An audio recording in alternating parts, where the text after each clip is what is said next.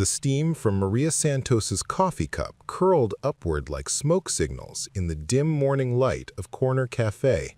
Her calloused fingers wrapped around the ceramic mug as she watched the man in the $1,000 suit lean forward across table 7.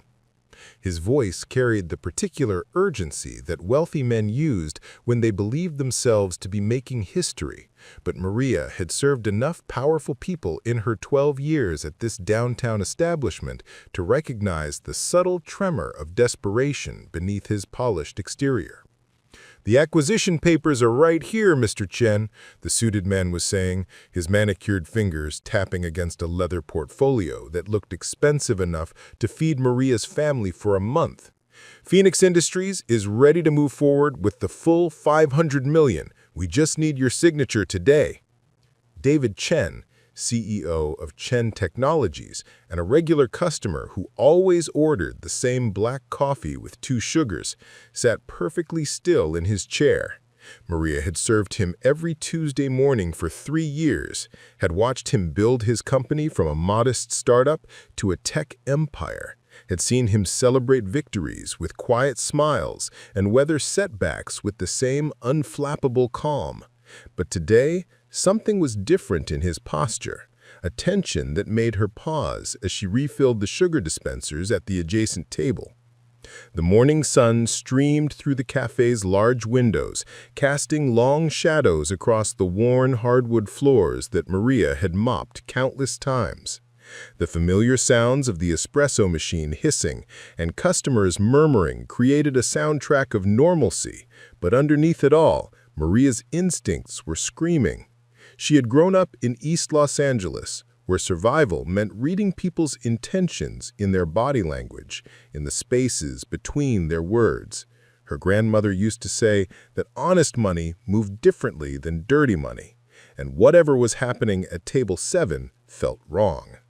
"I appreciate Phoenix Industries' interest," Chen was saying, his voice measured and professional, "but I'd like my legal team to review these documents once more before—" "Time is of the essence here," the suited man interrupted, and Maria caught the flash of annoyance that crossed his features before he smoothed it away. "The market conditions won't wait, and frankly, neither will our board. This is a limited-time offer." Maria had served enough high-pressure sales tactics in her years serving the business district's elite. She'd watched deals made over handshakes and contracts signed over dessert, had witnessed both honest negotiations and shadowy arrangements that left her uncomfortable. But something about this particular exchange made her skin crawl.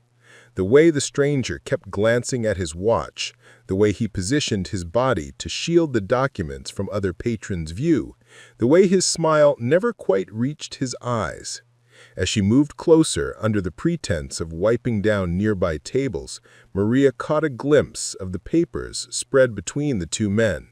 Her English had improved dramatically since arriving from Guadalajara 15 years ago, but she had also developed an eye for detail that came from years of memorizing orders, tracking bills, and managing the complex dance of restaurant service. What she saw made her heart skip a beat. The letterhead looked official, Phoenix Industries emblazoned in elegant script across the top of the page, but the paper quality was wrong. Maria had served enough corporate executives to know that important documents came on heavy, expensive stock, the kind that whispered power between your fingers. These papers had the thin, slightly waxy feel of high-quality photocopies. More troubling still was the way certain letters seemed slightly off in their alignment, as if the document had been assembled rather than officially produced. Her grandmother's voice echoed in her memory. "Mija, when something doesn't feel right in your chest is usually correct." The stranger was speaking again, his voice taking on a more urgent edge. "Mr. Chen, I understand your caution, but Phoenix Industries has been tracking Chen Technologies' growth for months. We believe your AI optimization software could revolutionize our logistics division. The $500 million represents not just an acquisition, but a partnership that could expand both our companies globally." Chen nodded thoughtfully, but Maria noticed how his fingers drummed silently against his thigh, a tell she'd observed during his most stressful phone calls. The number is certainly compelling, but I've built this company from nothing. I won't rush into any decision, regardless of the potential upside. Of course, the stranger said, but his smile was becoming more strained. However, I should mention that we have other targets in mind.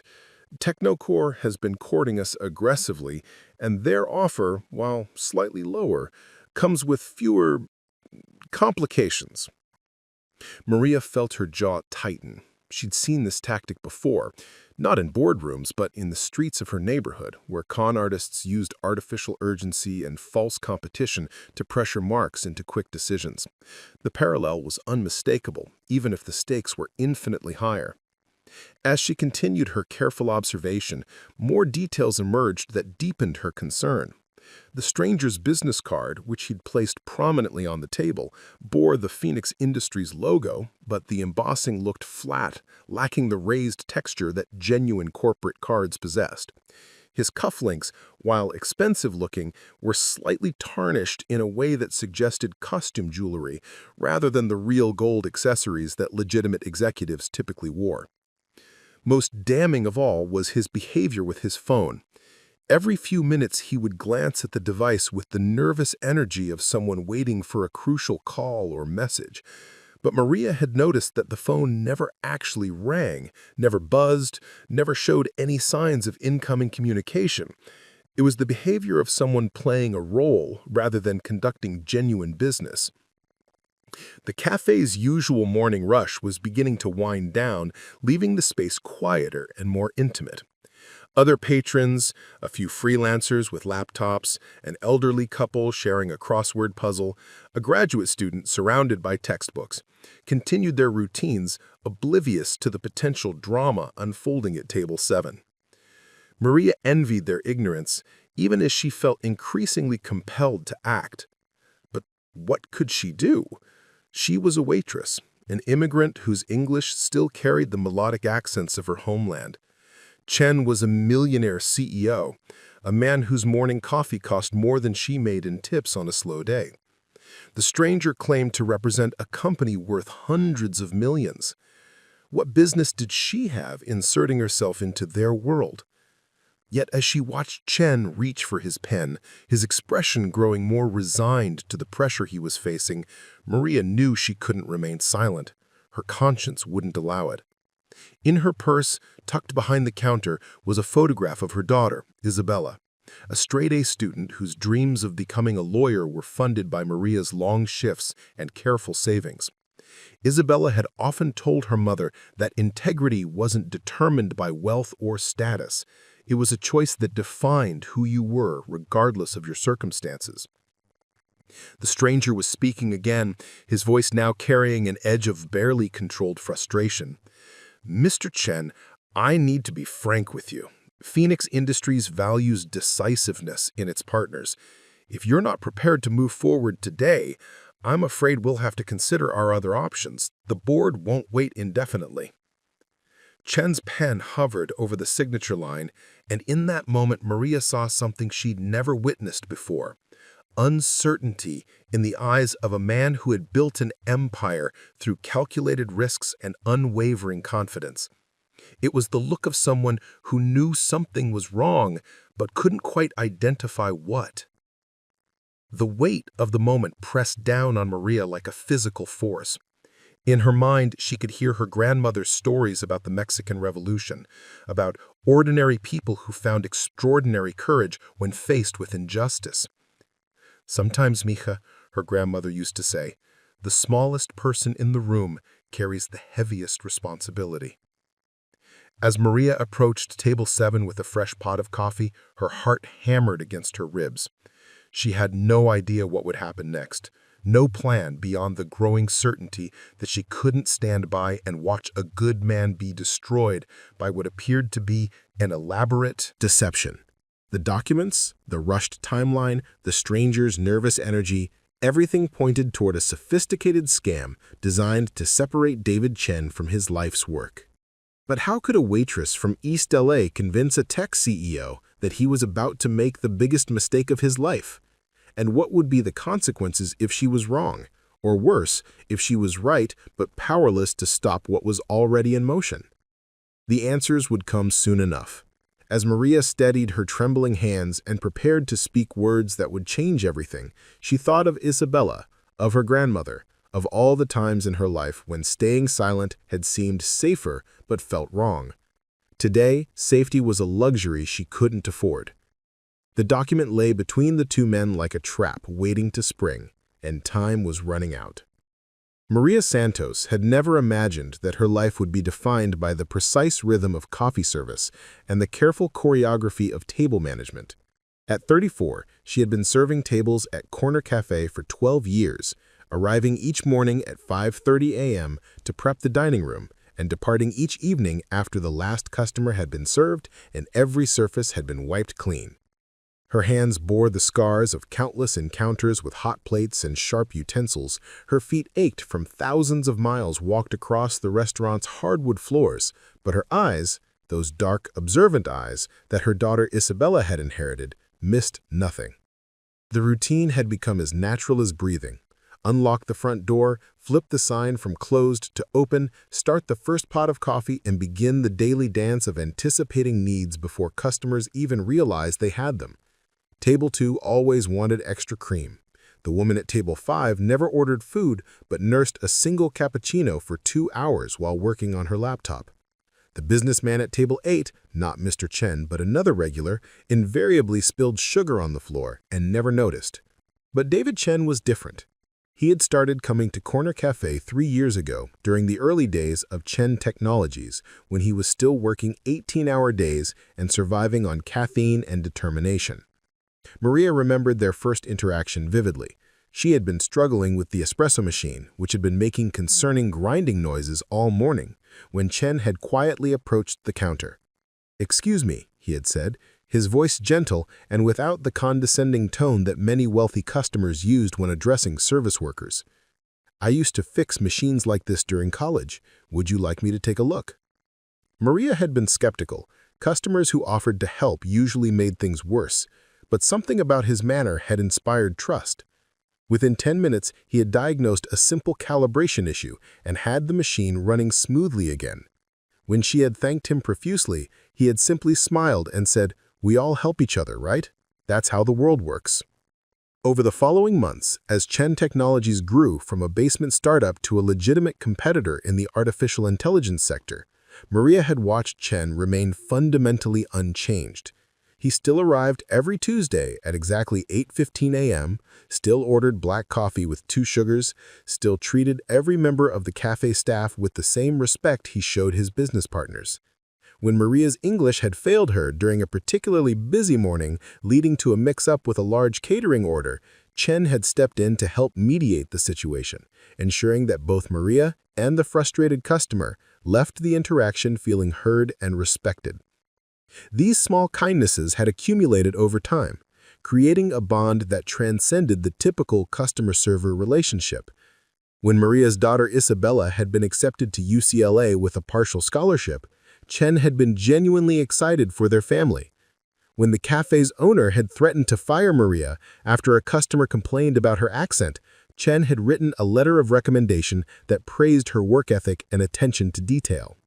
He had never made a show of these gestures, never expected gratitude or recognition. They seemed to flow naturally from his character. Maria's own journey to this moment had been marked by constant struggle and quiet determination.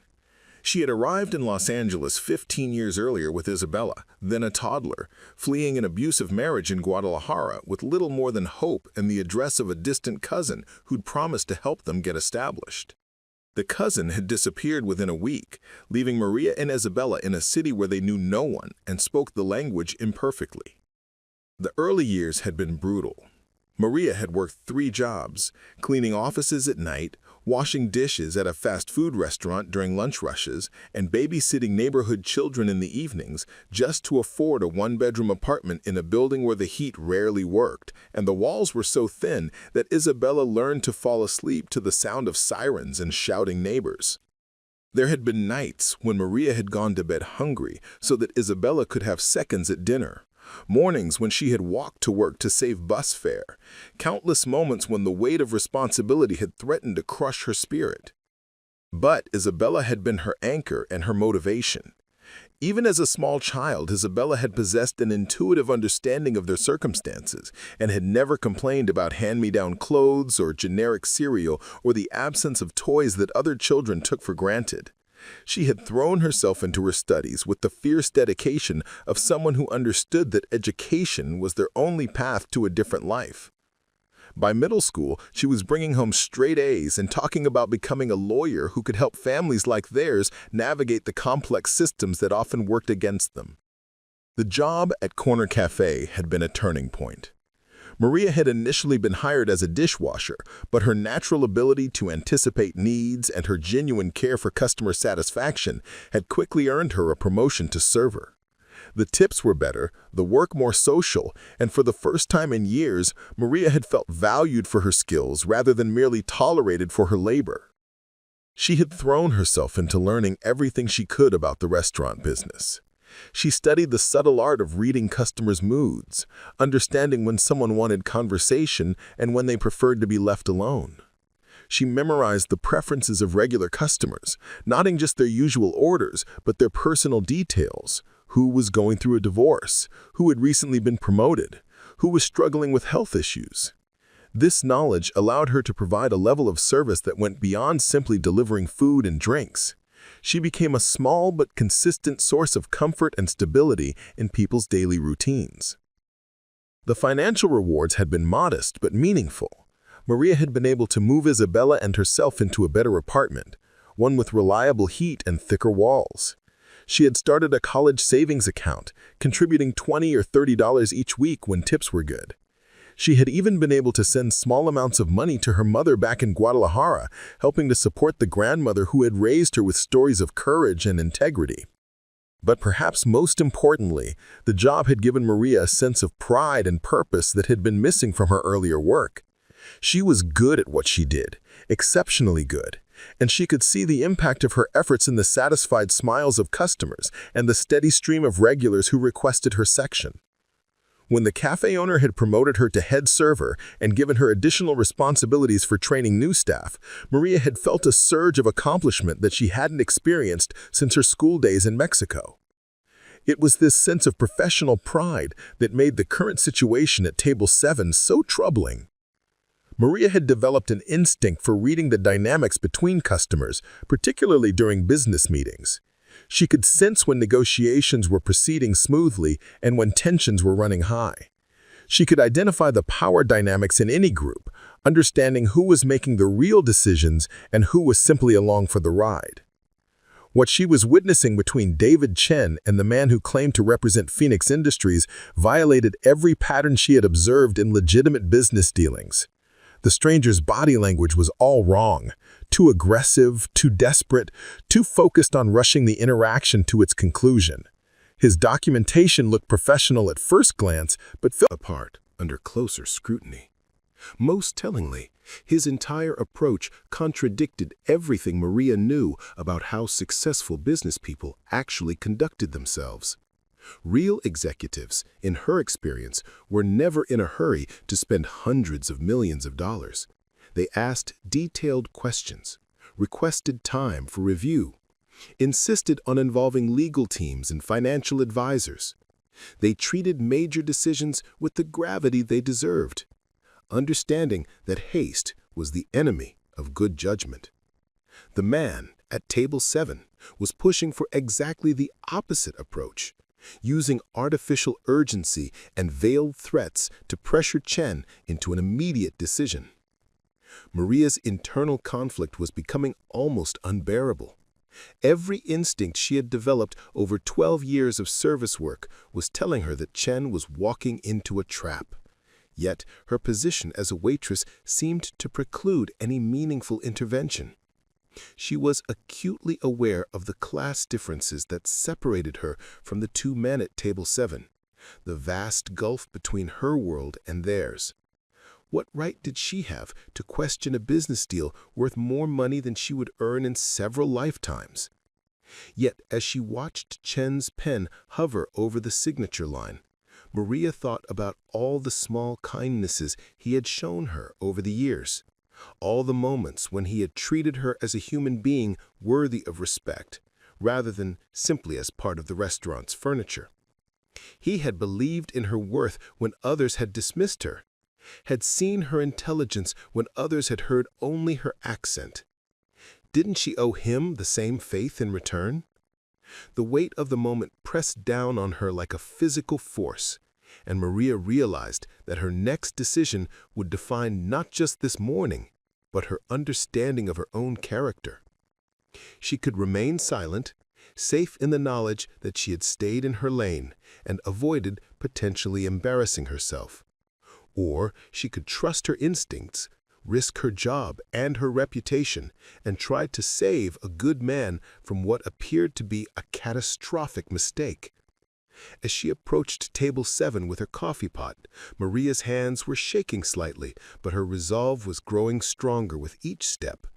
Whatever happened next, she would be able to look Isabella in the eye and know that when the moment had come to choose between safety and integrity, she had chosen correctly. The coffee pot felt heavier than usual in Maria's hands as she approached table 7, her pulse quickening with each step. The morning light streaming through the cafe's windows seemed to spotlight the scene before her. David Chen, pen still suspended over the contract, his brow furrowed in concentration, and the stranger, whose veneer of professional composure was beginning to crack as he glanced repeatedly at his watch. "Gentlemen, could I refresh your coffee?" Maria asked, her voice steady despite the hammering of her heart. Both men looked up, and in that moment of interruption, she saw her opportunity. "Mr. Chen," she said, addressing him directly while pouring coffee into his cup, "I couldn't help but notice your documents there. The letterhead looks very similar to some papers I saw last week when I was serving another table. Phoenix Industries, wasn't it?" The stranger's head snapped toward her, his eyes narrowing with suspicion. "Excuse me, miss, but this is a private business meeting. I don't think—" "Oh, I'm so sorry," Maria continued, her tone apologetic, but her words carefully chosen. "It's just that the gentleman last week was very upset because he'd received some fraudulent documents using Phoenix Industries' name. Something about scammers using fake letterheads to trick people into business deals. He was working with the FBI to track down the source." The blood drained from the stranger's face so quickly that Maria almost felt sorry for him. Chen, meanwhile, had set down his pen and was studying both Maria and his would-be business partner with newfound interest. That's completely unrelated. These documents are absolutely legitimate. I have proper authorization from Phoenix Industries' Board of Directors." Maria nodded sympathetically, but continued her careful offensive. "Of course, sir. I'm sure they are. It's just that the FBI agent mentioned that the fake documents often had certain tells, things like slightly off paper quality or inconsistent font alignment, but I'm sure yours are completely authentic." Chen leaned back in his chair, his expression shifting from confusion to growing suspicion. "Maria, thank you for the coffee. Sir," he said, turning to the stranger, "perhaps you could help me understand something. You mentioned that Phoenix Industries has been tracking Chen Technologies for months, but I've never heard of your company before this morning. Could you tell me more about Phoenix Industries' history and primary business focus?" The stranger's confident facade was now completely shattered. Sweat beaded on his forehead despite the cafe's comfortable temperature, and his hands trembled slightly as he shuffled through his papers. "Well, Phoenix Industries is primarily involved in logistics and supply chain optimization. We've been expanding into the technology sector as part of our diversification strategy." "Interesting," Chen said, his voice taking on the measured tone that Maria recognized from his more serious phone conversations.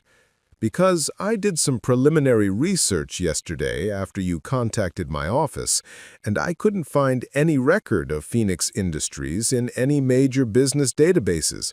No SEC filings, no trade publications mentions, no industry awards or recognition.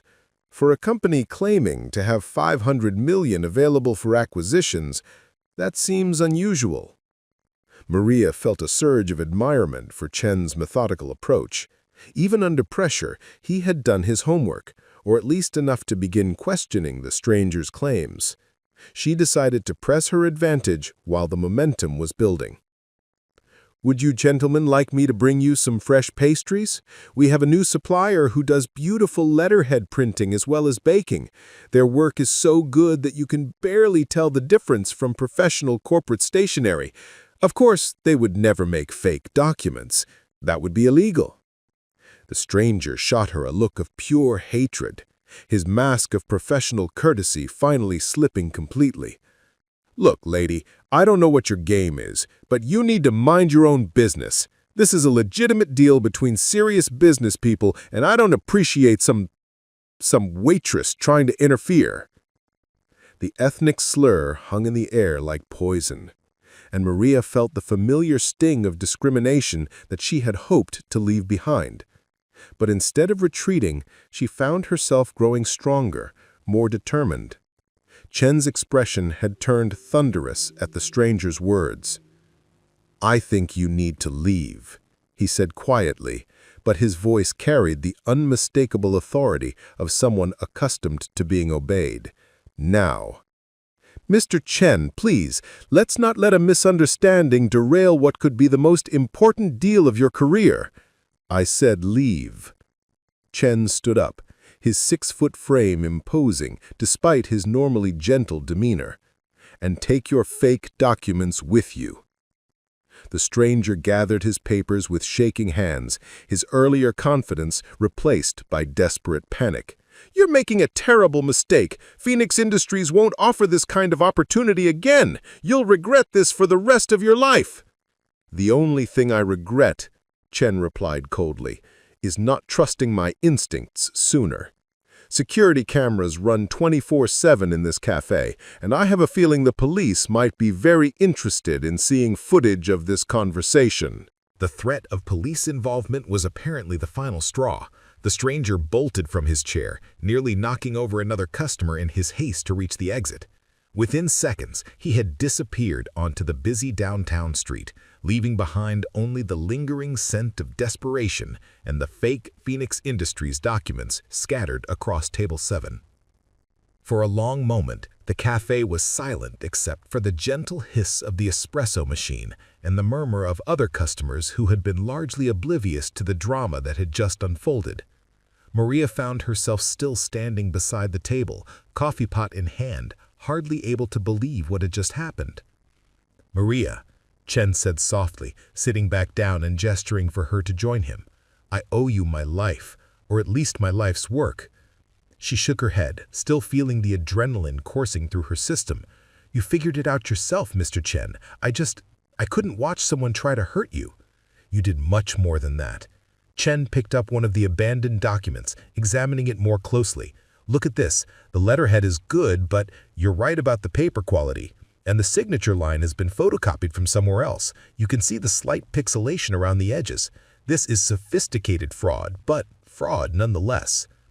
Maria finally sat down, setting the coffee pot aside as she tried to process the magnitude of what had just occurred. "I was so scared," as she admitted. "I thought maybe I was wrong. Maybe I was just being paranoid." "Your instincts were perfect," Chen assured her. "I've been feeling uneasy about this deal all morning, but I couldn't put my finger on what was bothering me. The pressure tactics, the artificial urgency, the lack of due diligence time, all red flags that I was ignoring because the number was so attractive." As they spoke, other customers began to take notice of their intense conversation. Mrs. Henderson, an elderly regular who always ordered chamomile tea and a blueberry scone, approached their table with concern etched on her weathered features. "Is everything all right, dear?" she asked Maria. I couldn't help but overhear some of that unpleasant man's comments. Are you okay?" "I'm fine, Mrs. Henderson, thank you," Maria replied, touched by the older woman's concern. "Just a misunderstanding that got resolved." But Chen was already thinking ahead, his analytical mind working through the implications of what had just occurred. "Maria, this wasn't a random scam. Someone went to considerable trouble to research Chen Technologies, to identify me as a target, to create convincing fake documentation. This was a sophisticated operation." The gravity of his words began to sink in.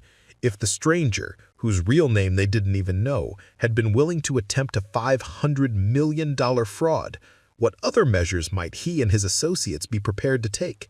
And if Maria had successfully thwarted their plans, might she now be considered a threat? As if reading her thoughts, Chen continued, "We need to report this to the police immediately. And Maria, I think you should consider taking some time off, maybe staying with friends or family for a few days, just until we know more about who we're dealing with." The suggestion sent a chill through Maria's spine. She thought about Isabella, currently safe in her classes at UCLA, unaware that her mother had just inserted herself into what appeared to be a major criminal enterprise. The protective instincts that had driven every decision of Maria's adult life suddenly felt inadequate against threats she couldn't fully comprehend. "I can't afford to take time off," she said, voicing the practical concerns that immediately arose. "I have bills to pay and Isabella's tuition." "That's taken care of," Chen interrupted gently. "Consider it a consulting fee for preventing the biggest mistake of my business career. But right now, your safety is more important than anything else." Before Maria could respond, her manager, Tommy, emerged from the kitchen, his expression troubled. "Maria, there's a guy outside asking about you, says he needs to talk to you about some business meeting you interrupted. He seems pretty agitated." The blood froze in Maria's veins. Through the cafe's large front window, she could see a man in a dark suit pacing back and forth on the sidewalk, occasionally glancing toward the restaurant with barely contained fury.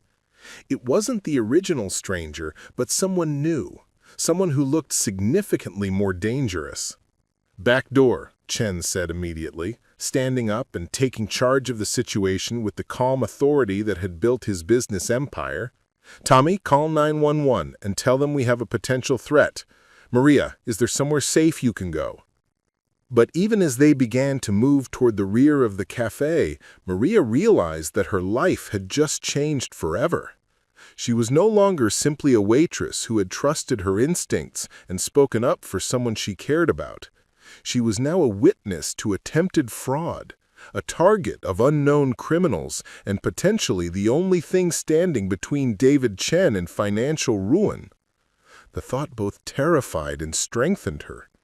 She had spent 15 years building a life in America based on hard work, integrity, and the belief that doing the right thing would eventually be rewarded.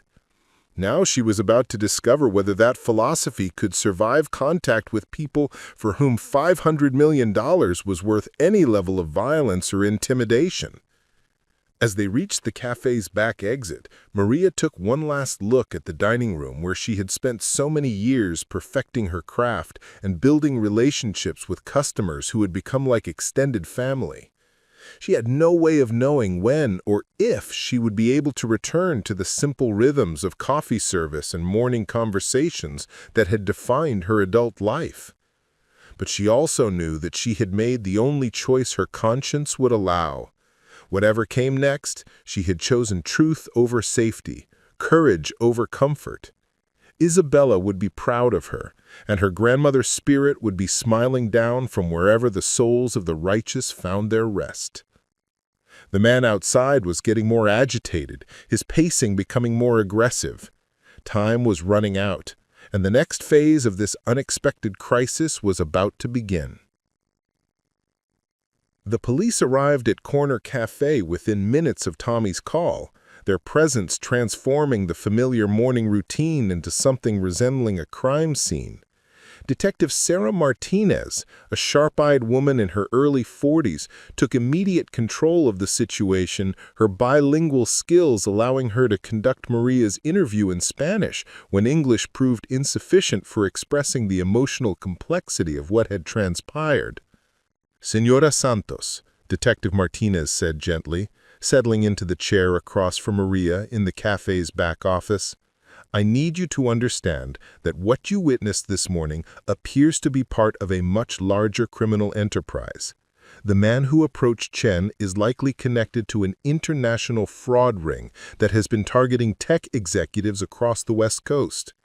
Maria felt her world tilt slightly as the implications sunk in. What had seemed like a single moment of moral clarity was revealing itself to be a thread in a much larger and more dangerous tapestry. "How could I have known?" she whispered. I saw something that felt wrong." "And your instincts may have prevented not just Mr. Chen's financial ruin, but potentially his physical harm. We've been tracking this group for 8 months. They typically target CEOs of privately held tech companies, individuals with significant personal wealth who can make acquisition decisions without extensive board oversight. The pattern is always the same. Create a sense of urgency, present convincing but fraudulent documentation, and pressure for immediate signatures on contracts that would transfer controlling interests to shell companies." Detective Martinez spread several photographs across the table, each showing a different man but all bearing a similar aura of false respectability. "Do any of these look familiar?" Gray hair and expensive glasses. This is the man who was pressuring Mr. Chen. But his hair was darker this morning, and he wasn't wearing glasses. Diego Morales, Detective Martinez said grimly. Real name, Carlos Vega. He is wanted in connection with similar schemes in San Francisco, Seattle, and Phoenix. The fact that he's operating here suggests that Los Angeles has become their primary target market. The weight of what Maria had stumbled into was beginning to feel overwhelming. She thought about Isabella, safely attending lectures on constitutional law and civil procedures, unaware that her mother had just become entangled with international criminals. The protective instincts that had driven every decision of Maria's life suddenly felt inadequate against threats she had never imagined. "What happens now?"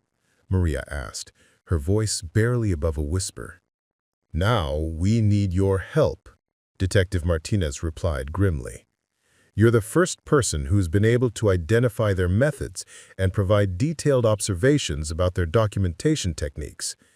Mr. Chen has agreed to cooperate with our investigation, and together, you two represent our best chance at shutting down this operation before they target other victims."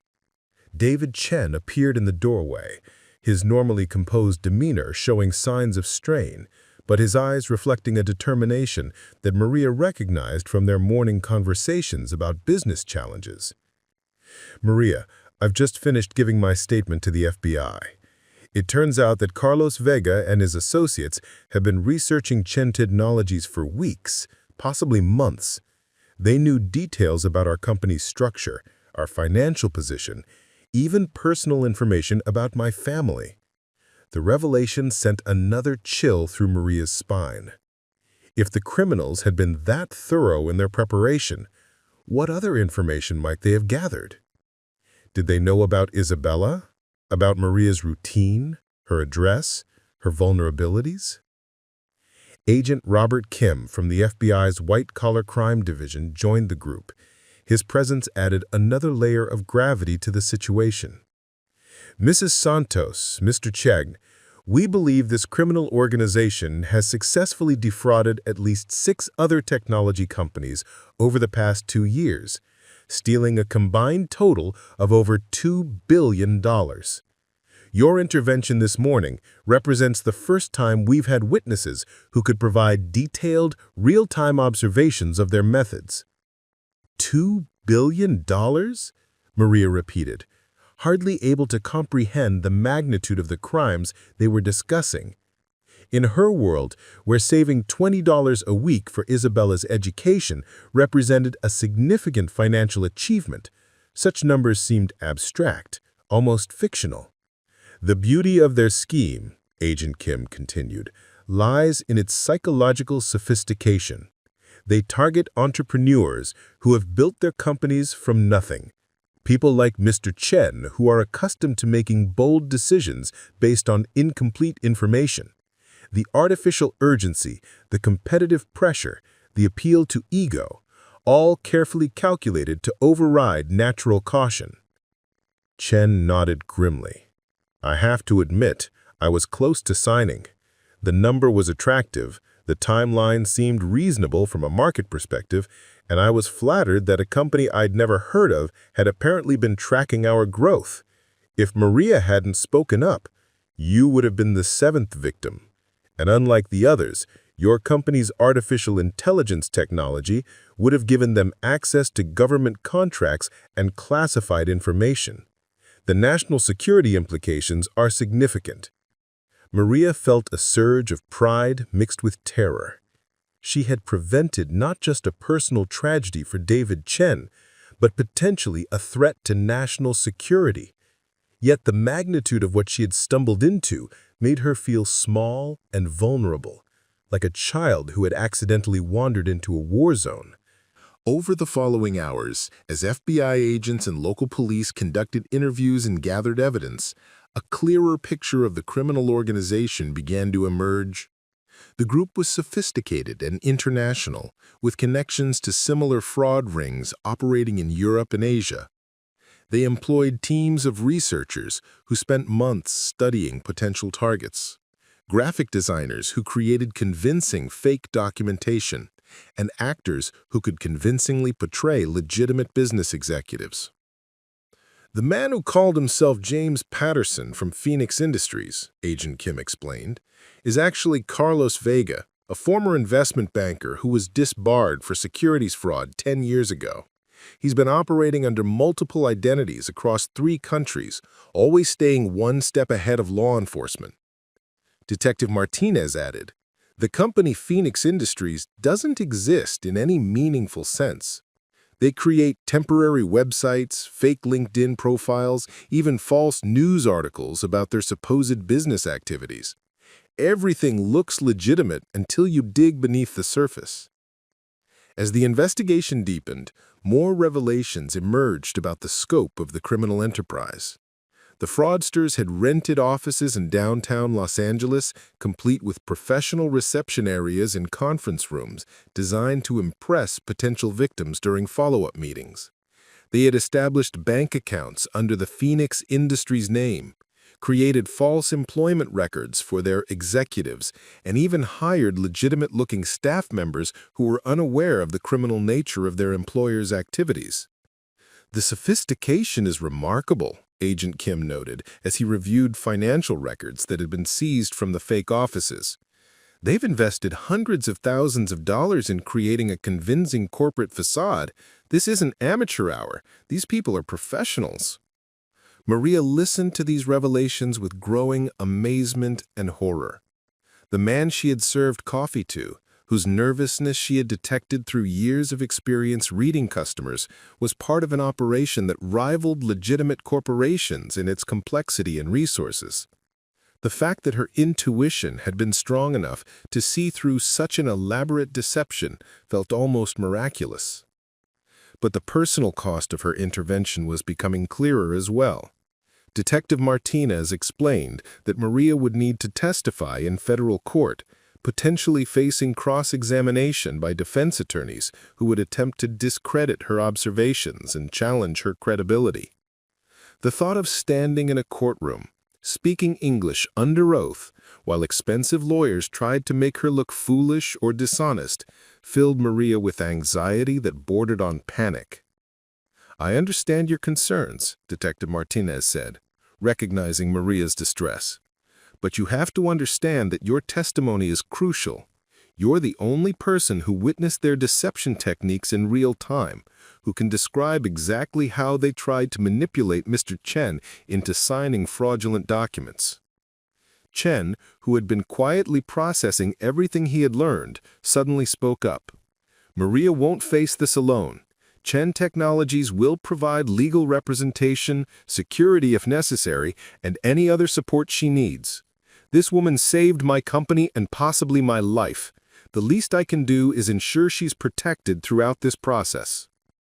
The gesture touched Maria deeply, but also highlighted the strange new reality she found herself inhabiting.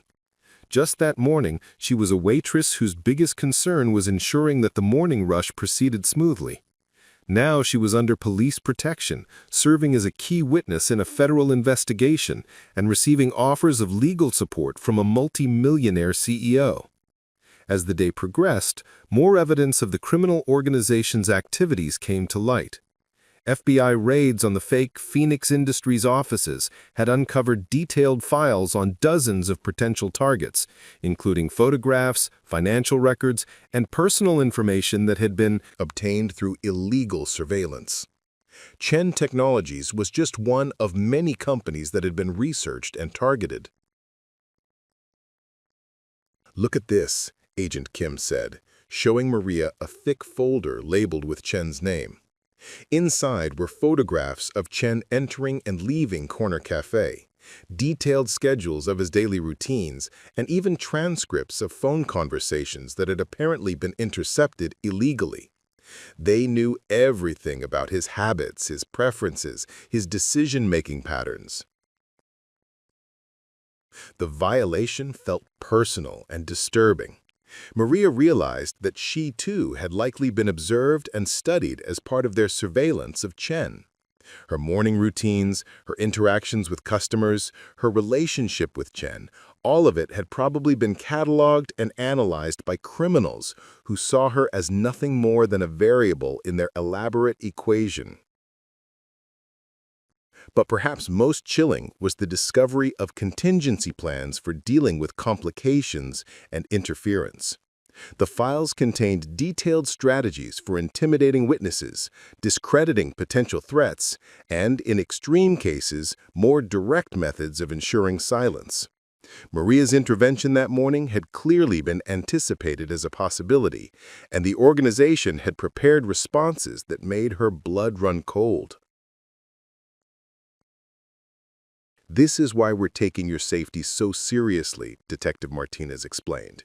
"These people have invested too much time and money in this operation to simply walk away because one target escaped.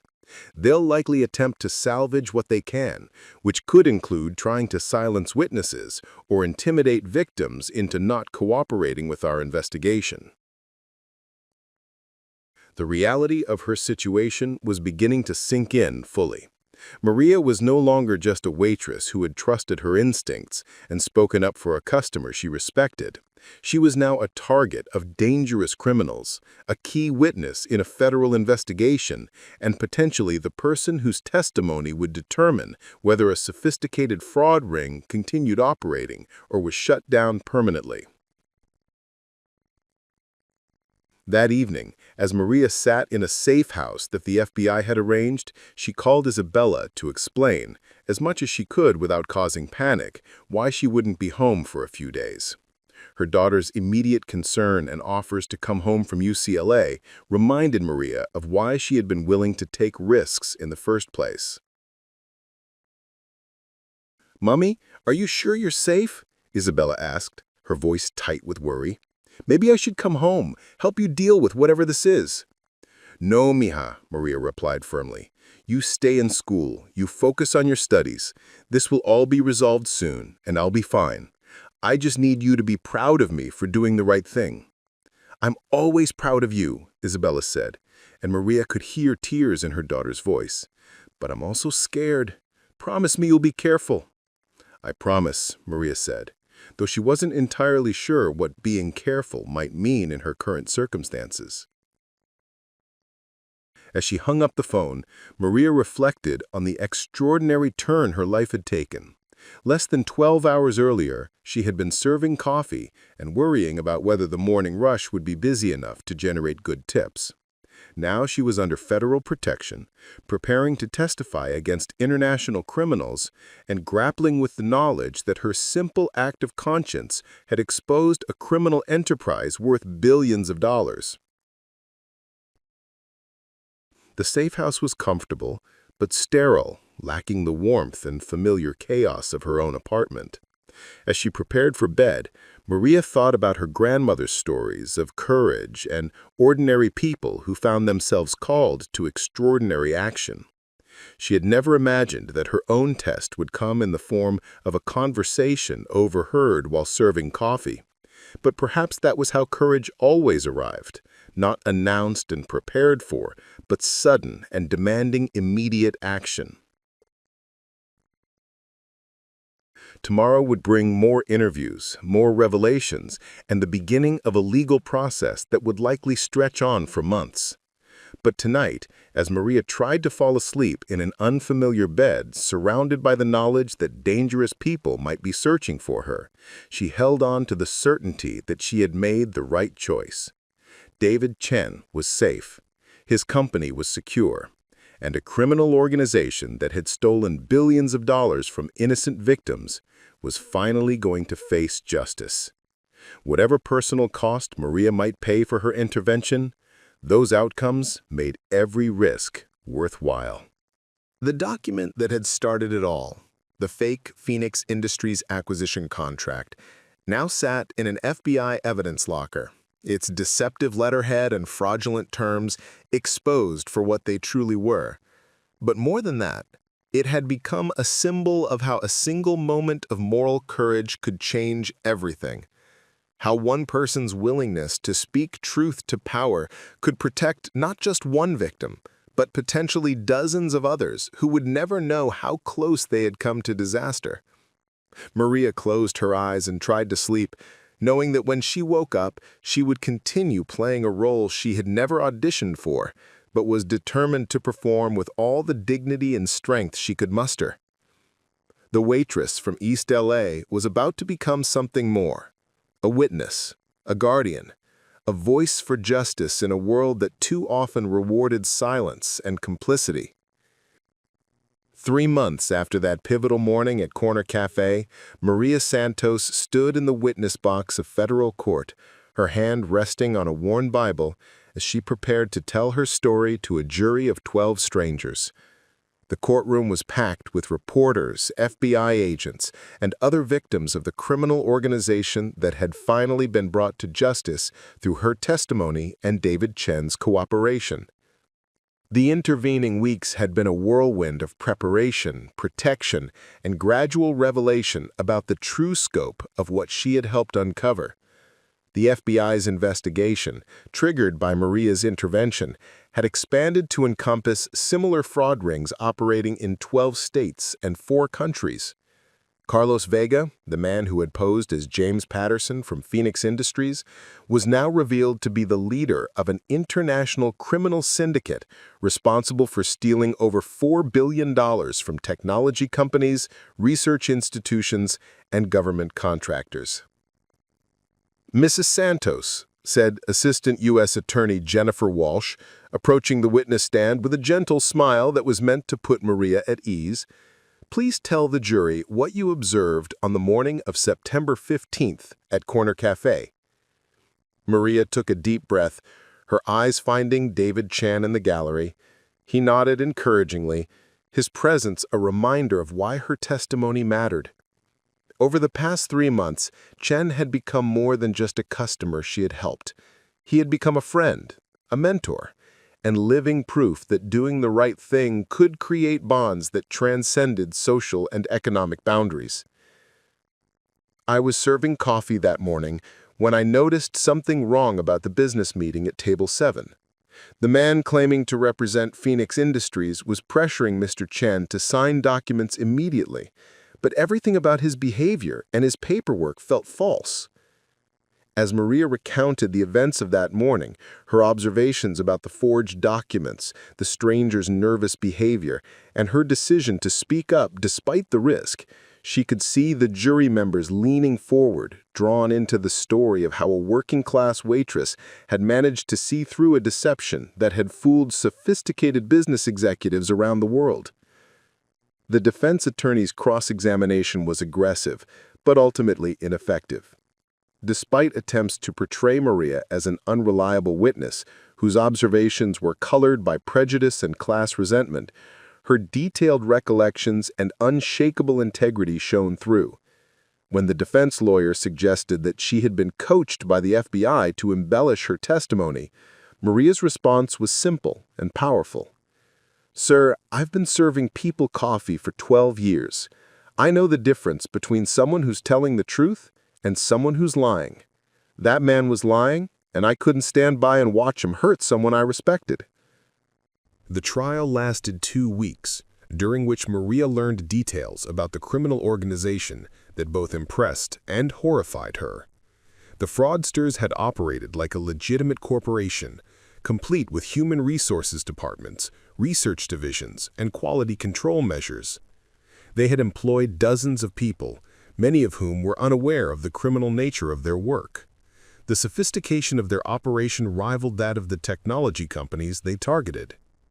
Carlos Vega and his associates had developed psychological profiles of their victims, studying their decision-making patterns, personal weaknesses, and business pressures. They had invested millions of dollars in creating convincing corporate facades, complete with fake histories, manufactured credentials, and elaborate documentation systems. Their success rate had been extraordinary, until Maria's intervention had exposed their methods to law enforcement. The prosecution presented evidence showing that Vega's organization had successfully defrauded 43 companies over a 4-year period, with individual losses ranging from $50 million to $800 million. Several victims had been forced into bankruptcy, resulting in thousands of job losses and the destruction of innovative technologies that could have benefited society. When the jury returned its verdict after just 6 hours of deliberation, the word "guilty" rang through the courtroom like a bell of justice. Carlos Vega was convicted on all counts, including fraud, money laundering, racketeering, and conspiracy. His associates received similar convictions, and the judge's sentencing reflected the magnitude of their crimes.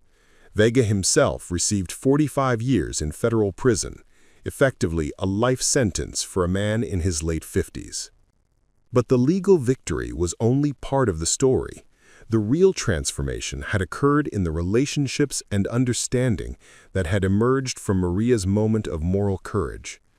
David Chen had become not just a friend, but a business partner, offering Maria a position as Director of Community Relations for Chen Technologies, a role that utilized her people skills and intuitive understanding of human nature in a corporate setting.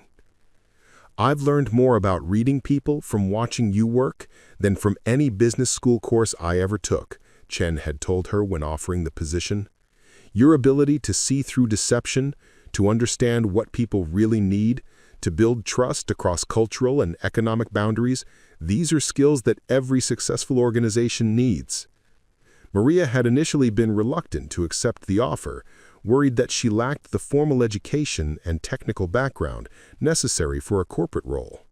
But Chen's persistence, combined with Isabella's enthusiastic support, had eventually convinced her to take the leap. The salary was more than triple what she had earned as a waitress, with benefits that included full health insurance and a college fund for Isabella that would ensure her daughter could pursue graduate school without financial stress. The transition had been challenging but rewarding. Maria found that her years of customer service had prepared her well for understanding client needs, managing relationships, and navigating complex interpersonal dynamics. Her bilingual skills and cultural background proved invaluable as Chen Technologies expanded into Latin American markets, and her intuitive understanding of when people were being truthful became an unexpected asset in business negotiations. Corner Café had also been transformed by the events of that September morning. The story of Maria's intervention had attracted national media attention, turning the modest restaurant into something of a landmark. Tourists and business travelers often stopped by, hoping to sit at table 7 where the dramatic confrontation had occurred. The owner of the cafe, recognizing the marketing value of the story, had renamed the restaurant Heroes Corner Café and hired additional staff to handle the increased business. Tommy, Maria's former manager, had been promoted to general manager, and he had implemented a training program for all staff members about recognizing suspicious behavior and protecting customers from potential fraud. The cafe had become an unofficial symbol of how ordinary people could make extraordinary differences through courage and moral clarity. But perhaps the most meaningful transformation had occurred in the relationship and understanding that had emerged from Maria's moment of moral courage.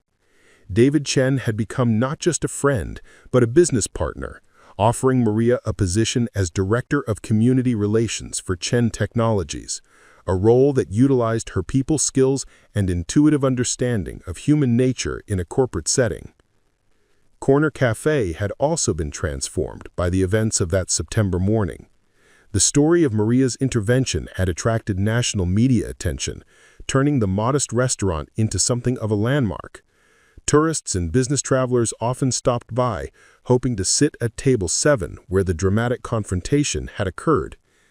The owner of the cafe, recognizing the marketing value of the story, had renamed the restaurant Heroes Corner Café and hired additional staff to handle the increased business.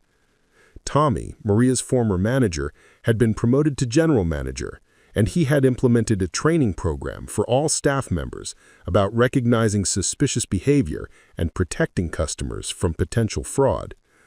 The cafe had become an unofficial symbol of how ordinary people could make extraordinary differences through courage and moral clarity. But perhaps the most meaningful transformation had occurred in the relationship and understanding that had emerged from Maria's moment of moral courage. David Chen had become not just a friend, but a business partner, offering Maria a position as Director of Community Relations for Chen Technologies, a role that utilized her people skills and intuitive understanding of human nature in a corporate setting. "You showed me that justice isn't just about what happens in courtrooms," Isabella had told her mother during one of their weekly dinners. "It's about ordinary people having the courage to speak up when they see something wrong. Everything I want to do with my law career started with that morning when you decided to trust your instincts." The ripple effects of Maria's intervention continued to spread in ways she was only beginning to understand. The FBI had used the techniques exposed through the Chen Technologies case to identify and shut down similar fraud rings operating internationally. The methods that Maria had recognized, the artificial urgency, the pressure tactics, the subtle flaws in documentation, had become part of training materials for law enforcement agencies around the world. Corporate security consultants now taught Maria's story as an example of how trusted employees at every level could serve as the first line of defense against sophisticated fraud. Her testimony had been turned into a case study used in business schools to illustrate the importance of due diligence and the value of listening to employees who might notice details that executives overlooked. 6 months after the trial, Maria received an unexpected honor, the FBI Director's Award for Public Service, recognizing her role in exposing and stopping international financial crimes. The ceremony, held in Washington, D.C., was attended by law enforcement officials from around the world, all of whom wanted to meet the waitress whose moral courage had protected countless potential victims. "Mrs. Santos," the FBI director said during the presentation, "your willingness to speak up when you saw something wrong, despite the personal risk and social pressure to remain silent, exemplifies the best of American civic virtue. You remind us that heroes don't always wear uniforms or carry badges. Sometimes they carry coffee pots and possess the courage to trust their conscience." Standing on the podium, holding an award that she never could have imagined receiving, Maria thought about her grandmother's stories of ordinary people who found extraordinary courage when faced with injustice. She thought about the long journey from Guadalajara to Los Angeles, the years of struggle and sacrifice, the morning routine of serving coffee that had prepared her for the most important moment of her life. But mostly, she thought about the simple truth that had guided her actions that September morning. When you see someone about to be hurt and you have the power to help, you help. Everything else, the recognition, the career advancement, the media attention, was secondary to that fundamental moral principle. As she looked out at the audience of law enforcement officials, government dignitaries, and fellow award recipients, Maria saw David Chen in the front row, applauding with the pride of someone whose life had been saved by a friend's courage. Next to him sat Isabella, now a confident young woman whose career aspirations had been shaped by her mother's example of integrity under pressure. The award ceremony concluded with a reception where Maria found herself surrounded by people who wanted to hear her story firsthand. FBI agents, federal prosecutors, and international law enforcement officials all expressed amazement at how a single moment of moral clarity unraveled a criminal enterprise that had operated successfully for years.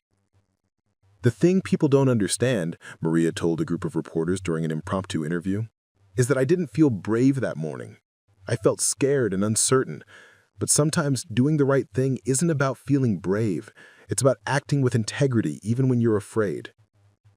As the evening concluded and Maria prepared to return to Los Angeles, she reflected on how completely her life had been transformed by a single decision to trust her instincts and speak up for someone she cared about. The waitress who had served coffee at Corner Café still existed within her, but she had evolved into something more: a voice for justice, a protector of the vulnerable, and a reminder that heroism could emerge from the most unexpected places. The fake Phoenix Industries document that had started it all now resided in a display case at FBI headquarters, serving as a training tool for new agents and a reminder of how sophisticated criminals could be stopped by observant citizens who refused to remain silent in the face of injustice. But for Maria, the real legacy wasn't the document or the awards or the career advancement. It was the knowledge that when her moment of testing had arrived, she had chosen correctly. 2 years later, the morning sun streamed through the floor-to-ceiling windows of Chen Technologies' new headquarters, casting geometric patterns across the polished concrete floors of the executive conference room. Maria Santos, now Director of Community Relations and Corporate Security, stood before a room full of international business leaders, delivering the keynote address at the Global Conference on Fraud Prevention. "When I was serving coffee at Corner Café 2 years ago," Maria began, her voice carrying the confidence that had grown from countless speaking engagements and media interviews, "I never imagined that trusting my instincts would lead to this moment. But every person in this room has the power to protect their organization and their community by simply paying attention to what doesn't feel right." The audience, CEOs, security directors, law enforcement officials, and fraud prevention specialists from around the world listened intently as Maria shared the story that had become legendary in corporate security circles. Her presentation had evolved over the months, incorporating new insights about human psychology, organizational vulnerability, and the importance of empowering employees at every level to speak up when they observed suspicious behavior. David Chen, now not just her friend but her business partner and mentor, watched from the front row with the pride of someone who had witnessed Maria's transformation from uncertain witness to confident advocate. Chen Technologies had grown exponentially in the past 2 years, partly due to the media attention generated by Maria's story, but mostly because of the company's reputation for integrity and innovation that had been reinforced by their handling of the fraud attempt. "The most sophisticated criminals rely on our silence," Maria continued, her words carrying the weight of experience and conviction. "They count on social hierarchies that discourage service workers from questioning executives, on cultural barriers that make immigrants reluctant to challenge authority, on economic pressures that force people to prioritize job security over moral clarity. Our job is to create organizations where everyone feels empowered to speak truth to power." In the audience, Isabella Santos Chen, she had officially changed her surname to honor the man who had become like a father to her, took notes with the intensity of someone preparing for her own legal career. Now in her final year at UCLA Law School, Isabella had spent the previous summer working with the Department of Justice's Fraud Prosecution Unit, specializing in cases involving international criminal organizations. The partnership between mother and daughter had become a powerful force for justice. Isabella's legal education, combined with Maria's practical experience and intuitive understanding of criminal behavior, had created an expertise that was sought after by law enforcement agencies, corporations, and academic institutions around the world. 5 years later, The Santos Chen Institute for Ethical Business Practices occupied an entire floor of a gleaming downtown Los Angeles tower, its mission statement etched in multiple languages across the entrance, empowering individuals to protect communities through moral courage and practical wisdom. The institute, jointly funded by Chen Technologies and a consortium of tech companies, had become the premier training center for corporate fraud prevention in North America. Maria's office, decorated with awards from the FBI, the Department of Justice, and various international law enforcement agencies, also featured more personal mementos: photographs of her speaking at the United Nations, a framed copy of Isabella's law school diploma, and the original coffee cup from Table 7 at Corner Café, now retired and serving as a paperweight that reminded her daily of how small moments could create vast changes. The morning schedule included a video conference with Interpol agents investigating a fraud ring operating in Southeast Asia, a training session for new employees at 3 major corporations, and a lunch meeting with documentary filmmakers who were creating an educational film about her story for business schools worldwide.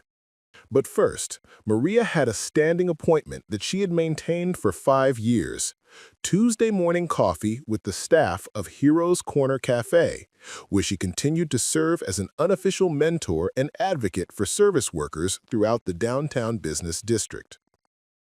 "Mrs. Santos," said Carmen, a young waitress who had recently immigrated from El Salvador, "there's something I need to tell you about one of our customers.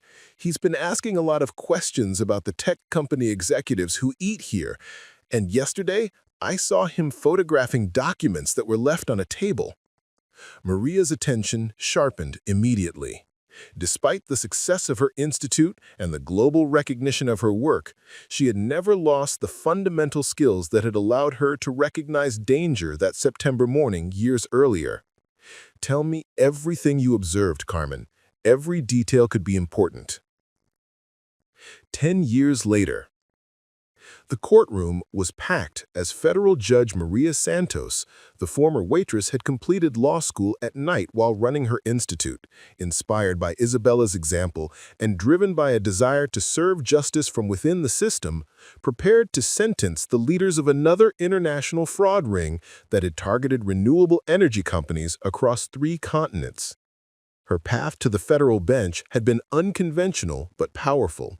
President Chen, David Chen, had been elected to the Senate 6 years earlier, his reputation for integrity and his advocacy for small business making him a formidable political force, had nominated Maria to fill a vacancy on the Central District Court of California. Her confirmation hearing had been a celebration of her journey from immigrant service worker to federal judge, with bipartisan support from senators who recognized that justice was strengthened by diversity of experience as well as legal expertise. "The defendants in this case," Judge Santos said from the bench, her voice carrying the authority of someone who had seen fraud from every possible angle, "attempted to steal over $2 billion from companies working to address climate change, crimes that would have set back humanity's efforts to protect our planet by decades. Their sophisticated deception techniques show that they learned nothing from the downfall of their predecessors, except perhaps to be more ambitious in their criminal goals." In the gallery, Isabella Santos Chen, now a senior federal prosecutor specializing in international fraud cases, watched her mother with the pride of someone who had been inspired to pursue justice by witnessing it in action. Isabella's own career had been marked by successful prosecutions of criminal organizations operating across multiple countries, her bilingual skills and cultural understanding making her particularly effective at building cases that crossed international boundaries.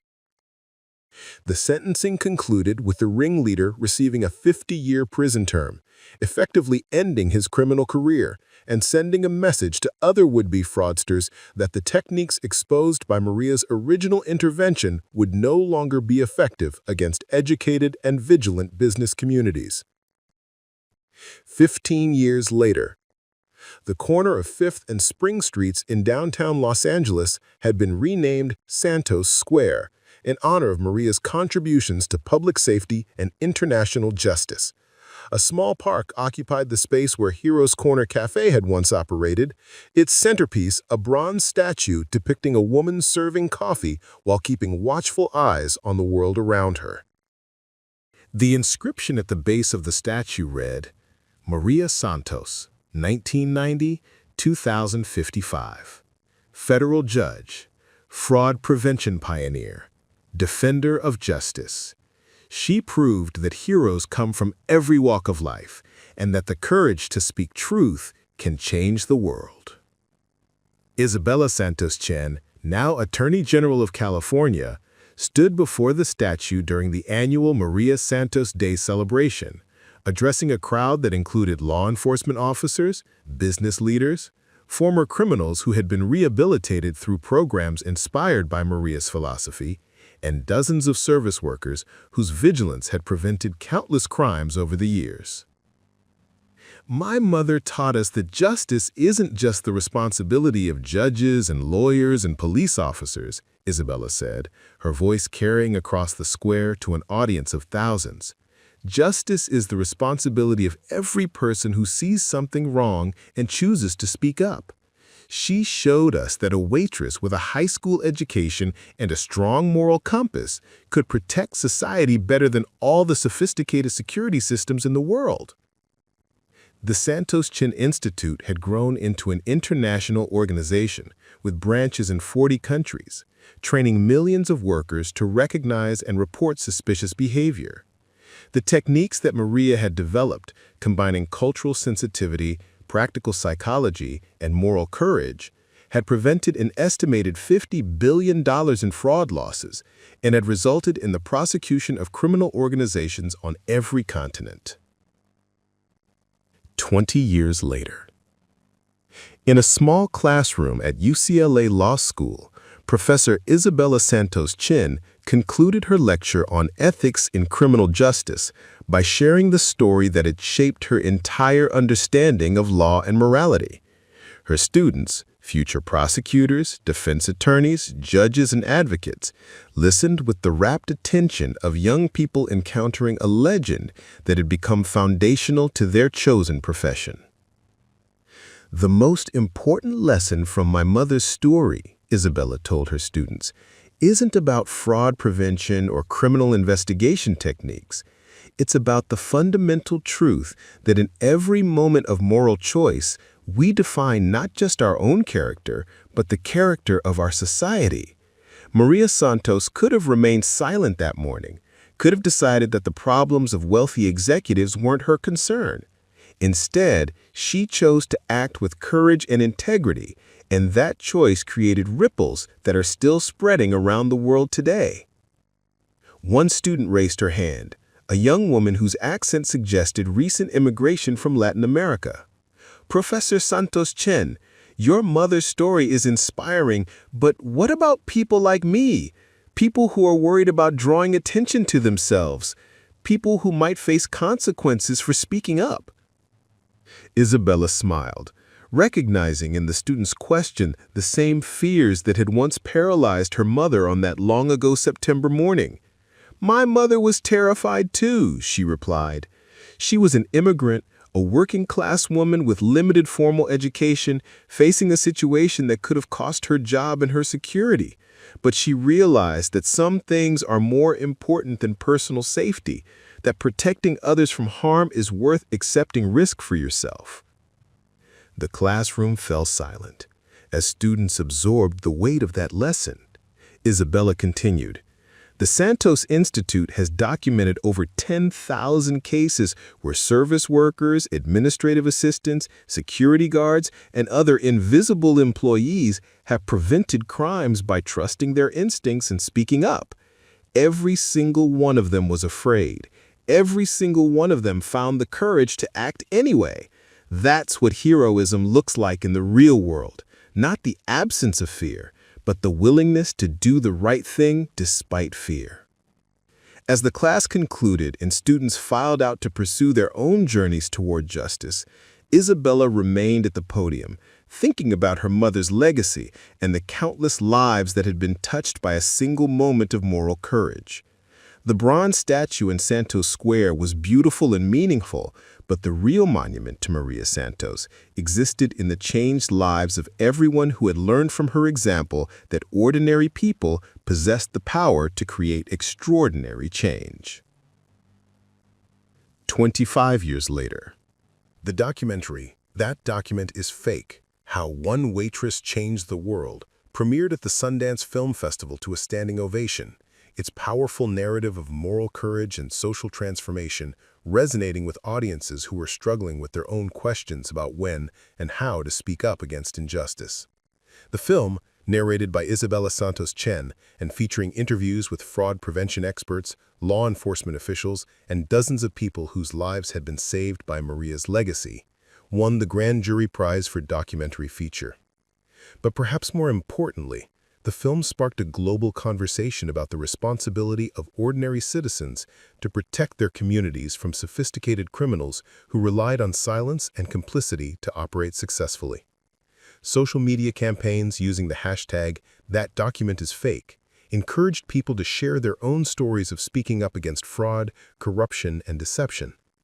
The Maria Santos Foundation, established with royalties from the documentary and contributions from corporations that had benefited from fraud prevention training, provided scholarships for immigrant students pursuing careers in law enforcement, legal advocacy, and public service. The foundation's motto, drawn from Maria's favorite saying, captured the essence of her philosophy: justice belongs to everyone who has the courage to speak truth. 30 years later, final scene.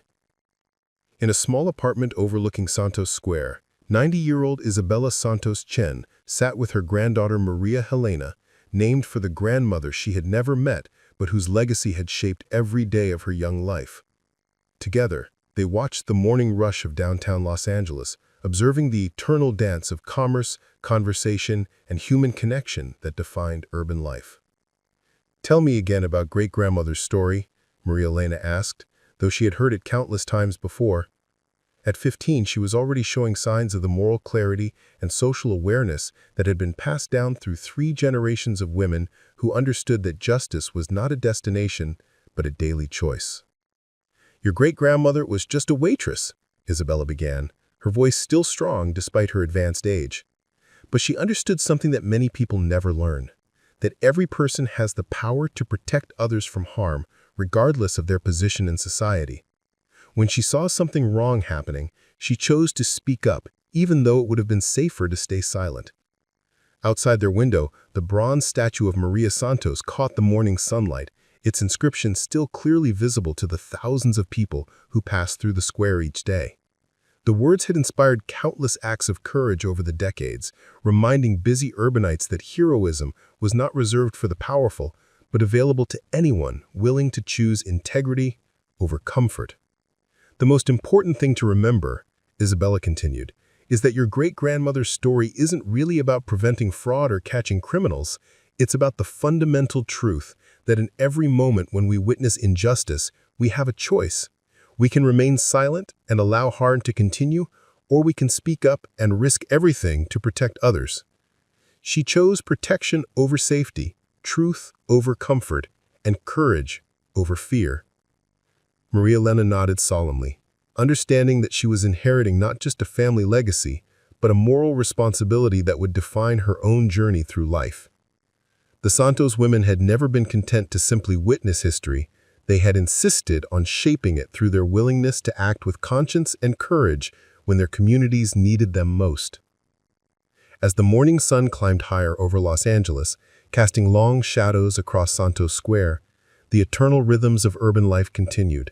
People hurrying to work, vendors setting up their stalls, street performers preparing for another day of bringing joy to strangers.